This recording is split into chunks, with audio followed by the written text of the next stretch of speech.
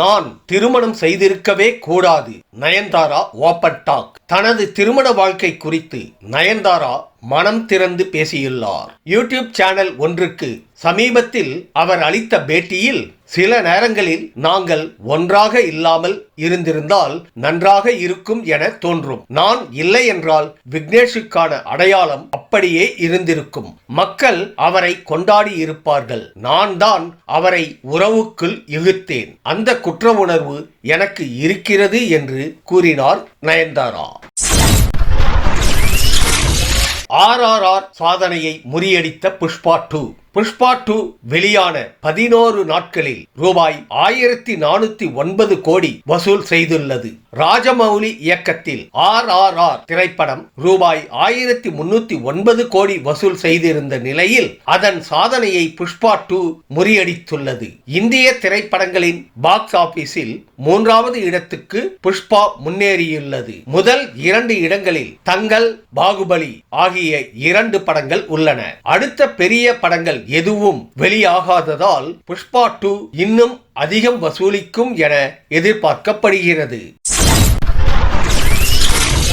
Goa photo shoot. தலைவருக்கு வரலாறு தெரியாது, லியோனி அதிரடி. கோவாவில் நடிகையுடன் போட்டோ ஷூட் நடத்தும் புது தலைவருக்கு வரலாறு தெரியாது என விஜயை திண்டுக்கல் லியோனி கடுமையாக சாடியுள்ளார். அண்மையில் நடிகை கீர்த்தி சுரேஷின் திருமணத்திற்கு சென்ற விஜய் திரிஷாவுடனான புகைப்படங்கள் வைரலாகின.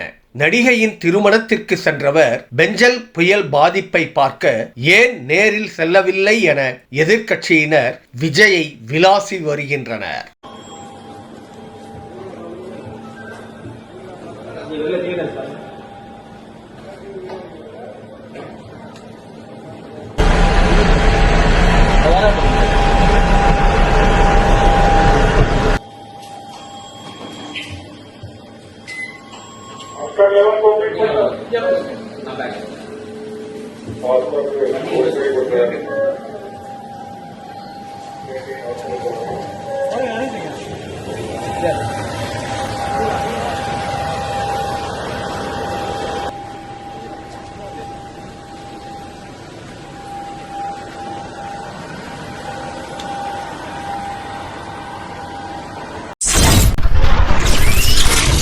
அடுத்தடுத்த படங்களில் பிஸியான கார்த்தி 29 படத்தின் படப்பிடிப்பு அடுத்த ஆண்டு ஏப்ரலில் தொடங்கும் என தகவல் வெளியாகி உள்ளது. மெய்யழகன் படத்தின் வெற்றியை தொடர்ந்து நலன் குமாரசாமி இயக்கத்தில் வா வாத்தியார், பிரேம்குமார் இயக்கத்தில் கார்த்தி 28 ஆகிய படங்களில் கார்த்தி பிஸியாக நடித்து வருகிறார். இதனிடையே அவரது 29வது திரைப்படத்தை டானாக்காரன் படத்தை இயக்கிய தமிழ் இயக்க உள்ளதாக அறிவிப்பு வெளியானது குறிப்பிடத்தக்கது.